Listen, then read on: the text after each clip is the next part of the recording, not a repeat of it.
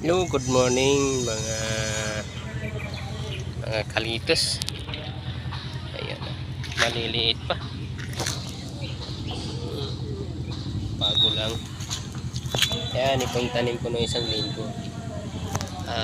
Romaine. Yan, malaki na. Nakatanda. Ito ilang piraso na lang yung romaine na malaki. Oh. Dalawang, 10, 20. Wala na pala. Wala ng 20. 18 na lang. Ayan ang Olmiti. Maliit dito. Ito yung Olmiti. 10. 16 na lang piraso. Naubos na yung dalawang box. 16 na lang piraso.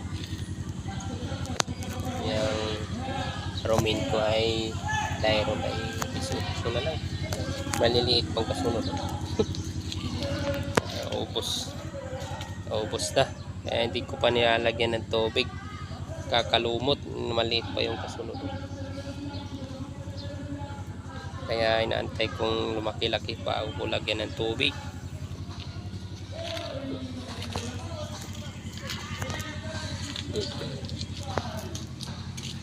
Hayaan ko munang wala siyang tubig para hindi siya lumutin. Lumot sa init, sobrang init.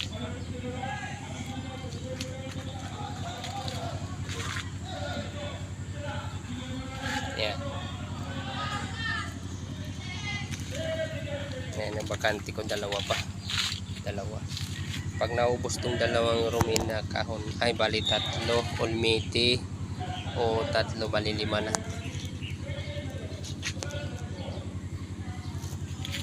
Yun ang bakante ko. Kaso mayroon na akong sinisidling maliit pa. Hindi pa pwedeng lagyan ng tubig sa solusyon.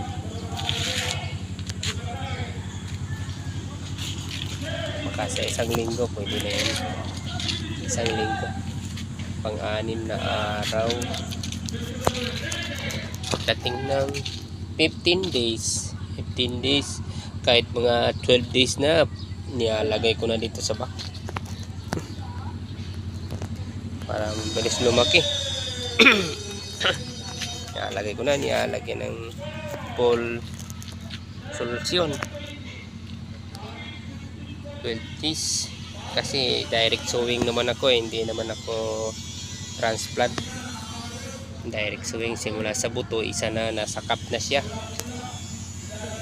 Kaya pag lumabas na yung ugat, yun, nilalagay ko na dito sa box.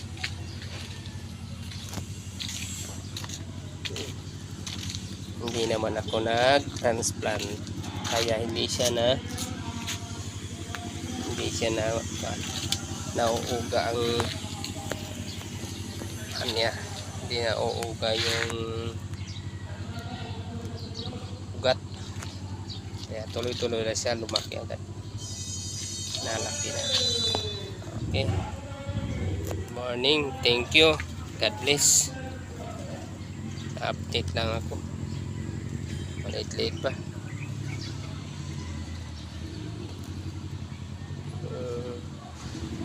Thank you mga kalitos. God bless.